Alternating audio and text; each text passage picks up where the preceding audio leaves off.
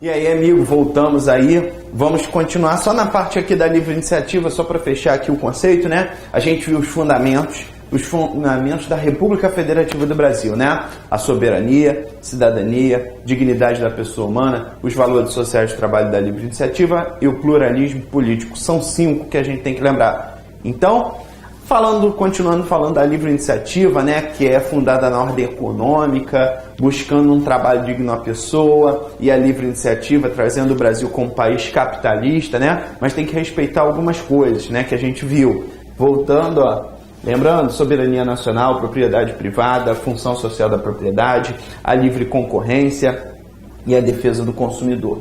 Em relação à livre concorrência, a gente tem que lembrar aqui da súmula vinculante número 49, tá aqui baixinho, pequeno, eu vou ler para vocês. Ofende o princípio da livre concorrência, lei municipal que impede a instalação de estabelecimentos comerciais do mesmo ramo em determinada área. O que isso quer dizer? Na verdade, a lei municipal não pode proibir falando assim, aqui já tem muita farmácia. Tipo, na rua tal não pode ter mais de 4 farmácias.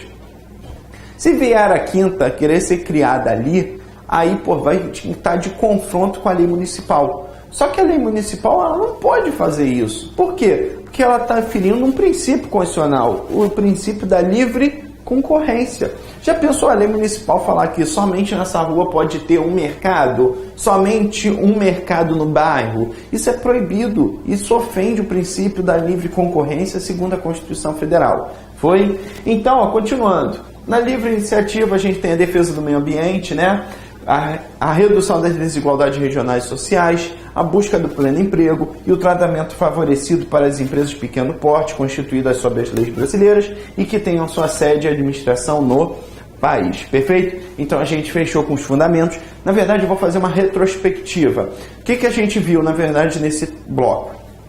A gente viu o conceito de República Federativa do Brasil, a gente viu as características dos entes federados, né? A gente viu a nossa forma de governo, a república, a gente viu a nossa forma de Estado, a federação, a gente viu o nosso regime político, o Estado democrático de direito, a nossa democracia, né? E a gente viu o nosso sistema de governo, o nosso presidencialismo, e a gente entrou nos fundamentos, onde a gente viu a soberania, a cidadania, a dignidade da pessoa humana, os valores sociais do trabalho da livre iniciativa e o pluralismo político.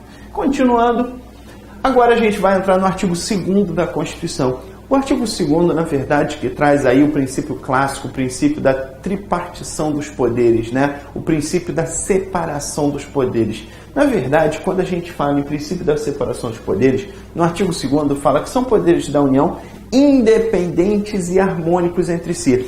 Na verdade, quando a gente fala em princípios, a separação dos poderes, que é cláusula pétrea, né? Segundo o artigo 60, parágrafo 4 da Constituição, vai falar que a separação dos poderes é cláusula pétrea.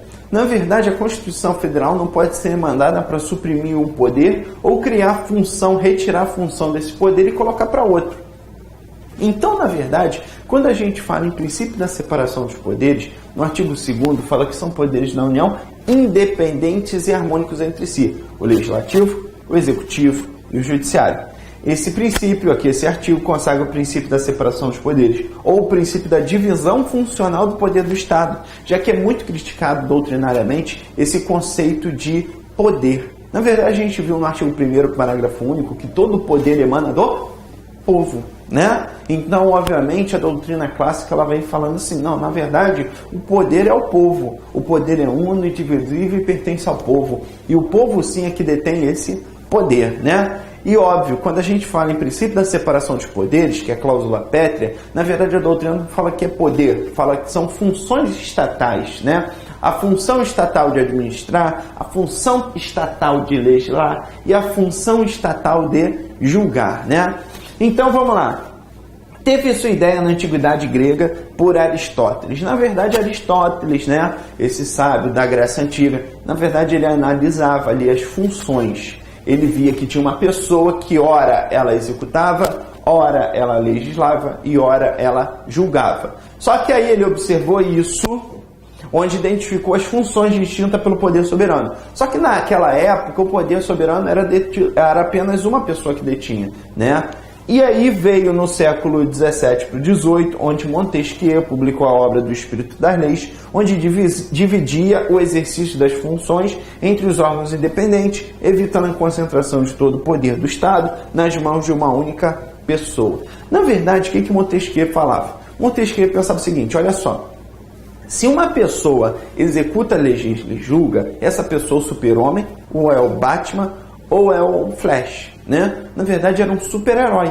Essa pessoa não pode deter todo esse poder do Estado na mão dela. Então, na verdade, a gente tem que criar órgãos para legislar, órgão para executar e órgão para julgar. Na verdade, eu tenho que separar isso e, ao mesmo tempo, eu fazer que esses órgãos eles detenham uma independência, mas, ao mesmo tempo, eles se relacionem.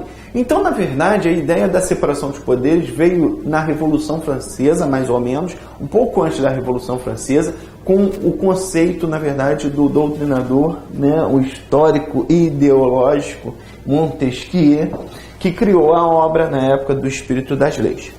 Na verdade, a nossa Constituição Federal, no artigo 2º, ela coloca os poderes da União, independentes e harmônicos entre si. O Executivo, o Legislativo e o Judiciário. Na verdade, quando a gente fala, agora eu estou de caneta preta, tá? Agora não estou mais de caneta vermelha, eu estou de caneta preta. Agora eu vou escrever em caneta preta e, óbvio, não vou ficar aqui nem retardado com os dois pilões vermelhos na mão. Vamos lá. Na verdade, quando a gente fala Poder Executivo, Legislativo e Judiciário, eles possuem, primeiramente, pela sua independência, fala que ele é independente, a gente tem as suas funções estatais, chamado de função típica desse poder. Na verdade, quando a gente fala função típica do Poder Executivo, a primeira coisa é ele administrar. Quando a gente fala que o Poder Executivo administra, presta serviços públicos, né? Participação na economia, orçamento, gestão, contratação, concursos públicos, licitações, ele é o que faz a máquina pública andar nas receitas e despesas, né? Essa é a sua função típica principal que está prevista na Constituição Federal. Quando a gente fala Poder Legislativo, ele tem a sua função típica de legislar, né? O processo legiferante de criação das leis. É o legislar, né? Criar as emendas, as leis ordinárias, as leis complementares, né? As leis delegadas, os decretos legislativos. É a sua função típica de legislar. Porém, a Constituição ainda colocou mais um poder, na verdade, uma função típica do Poder Legislativo. Na verdade, deu a função também de fiscalizar, né? Fiscalizar, na verdade, onde o dinheiro público é gasto, onde fiscalização direta ao Executivo, né? Então, a gente tem aí a de legislar, criação de leis, e de fiscalizar. Fiscalizar onde o dinheiro público é gasto, fiscalizar o Executivo. Tanto é que compete ao Congresso Nacional, né? Analisar as contas do presidente da República. E temos lá o Tribunal de Contas da União, que vai apreciar as contas do presidente da República. Então a gente vê claramente o Poder Legislativo que fiscalizando, tanto quando ele analisa as contas do presidente da República e dos administradores, né? E quando também ele abre o quê? Uma comissão parlamentar de inquérito, vulgarmente chamada de CPI, que tem a função de fiscalizar o dinheiro público. Perfeito? Vamos lá, continuando. E a gente tem também o Poder Judiciário, que exerce a função jurisdicional. Exerce a função jurisdicional ou jurisdição, né? Obviamente a gente sabe que a função jurisdicional ou a jurisdição é específica do Poder Judiciário, porque cabe a ele julgar e, na verdade, tanto em transitado e julgado, tanto também dar fiel entendimento às leis, né? Compete ao STF, na verdade, dar o entendimento do que o legislador quis dizer naquela situação. Então é um procedimento jurisdicional, é exercer a jurisdição, perfeito? Isso é a sua função típica. Note-se que o Poder Executivo tem como função típica administrar coisa pública, né? O orçamento, a despesa, o pessoal. O Poder Legislativo legisla e fiscaliza. E o Poder Judiciário exerce a atividade jurisdicional ou a jurisdição em si.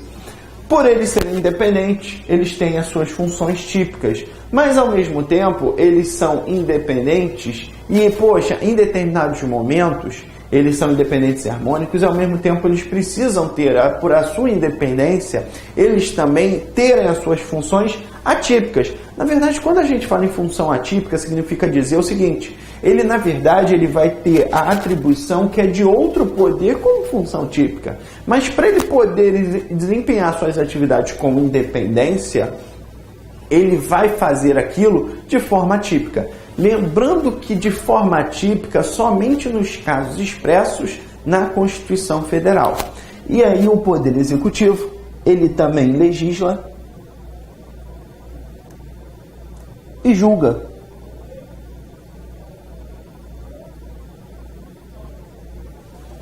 Doutrinariamente, a gente fala que ele legisla quando o chefe do Executivo edita medida provisória, previsto no artigo 62 da Constituição Federal, né? E ao mesmo tempo, ele também o quê? Julga os processos administrativos, né? Em grau de recursos, por exemplo, os processos administrativos. Exemplo, um PAD, né? Um processo administrativo disciplinar pode gerar suspensão, demissão, advertência do servidor. Então, nesse caso, se ele for dar uma advertência, uma suspensão ou uma demissão do servidor, o que vai acontecer? Vai ser aberto um processo administrativo disciplinar que é julgado aonde? Na própria administração pública. Foi? Tranquilo? Beleza? Continuando. O Poder Legislativo, ele também administra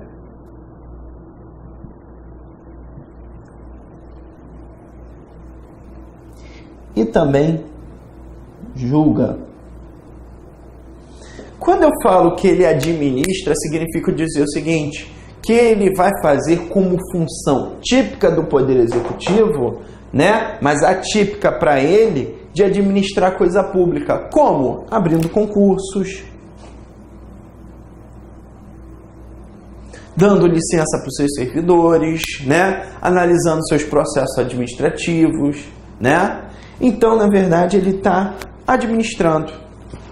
Quando ele julga, temos aqui o caso do Senado Federal julgando o presidente da República, né? Artigo 52, inciso 1 da Constituição. Compete ao Senado Federal processar e julgar quem? O presidente e o vice-presidente da República. Cabe ao Senado Federal. Na verdade, quando a gente fala em Poder Judiciário, que ele exerce a jurisdição, ele também tem as suas funções atípicas de administrar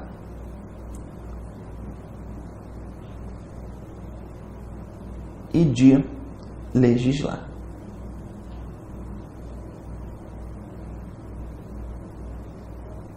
Quando a gente fala que o Poder Judiciário vai administrar a coisa pública, significa dizer o seguinte: quando ele vai administrar, é como se eu falasse assim, ó, o Poder Judiciário, ele vai exercer de uma certa forma a mesma coisa que o Legislativo. Abrir concurso, cuidar do seu próprio orçamento, né? Então a gente já começa a observar nesse sentido. Por exemplo, o próprio Poder Judiciário pedindo aí para aumentar o seu subsídio. Então, para abrir concurso público, isso é administrar remoção de um juiz, licença, né? Então, ali está muito ligado aqui, nessa parte de administrar, o Conselho Nacional de Justiça. E de legislar, a gente tem uma possibilidade na Constituição, que é os tribunais criarem seu regimento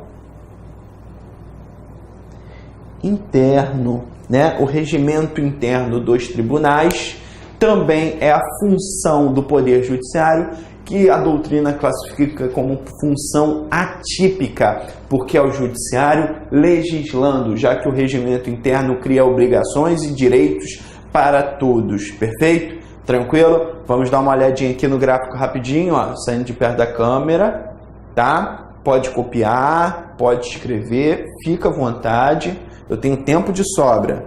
Vamos lá, fechou, acabou.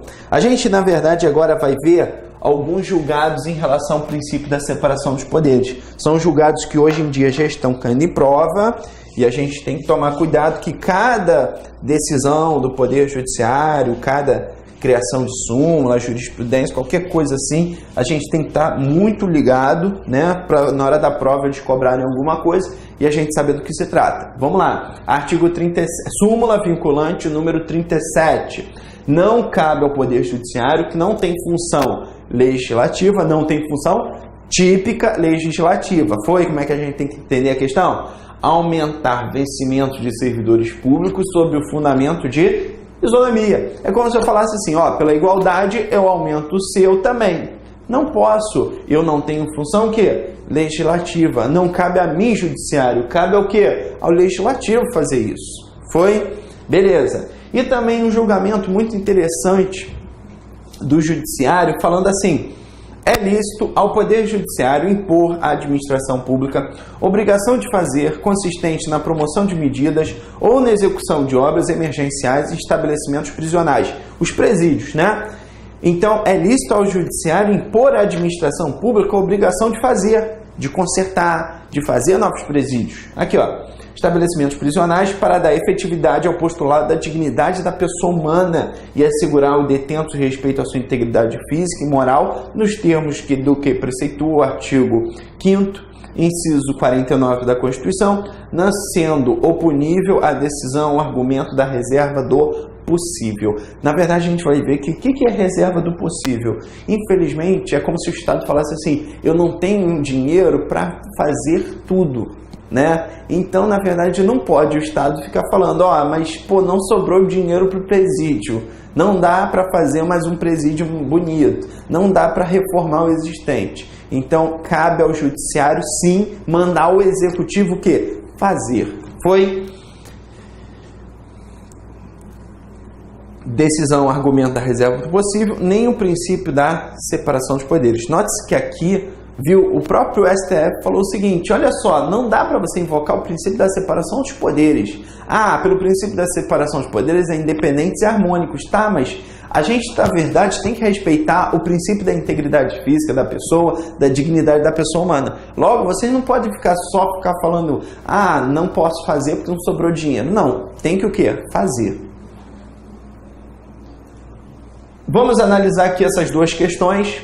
De acordo com a Constituição Federal, vamos 3 questõezinhas aqui do CESP-UNB. Lembrando que CESP-UNB é para você marcar certo ou errado, né? Na hora da prova, você analisar uma questãozinha e não sei do que se trata, não sei nada sobre a respeito, o que você faz? Deixa em branco. Foi? Muitos editais do CESP vão falar assim, na dúvida, deixa em branco. Não anula e nem perde a questão, né? Mas se você tiver certeza, faz maravilha. Se você não souber nada, deixa em branco, tá? A princípio faz assim.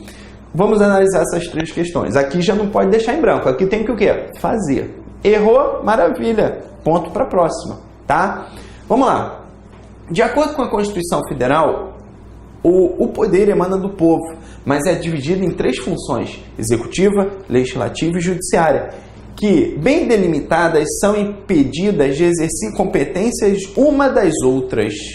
Olha só, que bem delimitadas são impedidas de exercer competência uma das outras. É como se ele falasse assim, nunca o executivo poderá legislar, nunca o legislativo poderá administrar, nunca o judiciário poderá legislar. É como se ele falasse isso na questão. E a gente sabe que está o quê? Errado. De acordo com a Constituição Federal, todo poder emana do povo. Perfeito, o poder é do povo.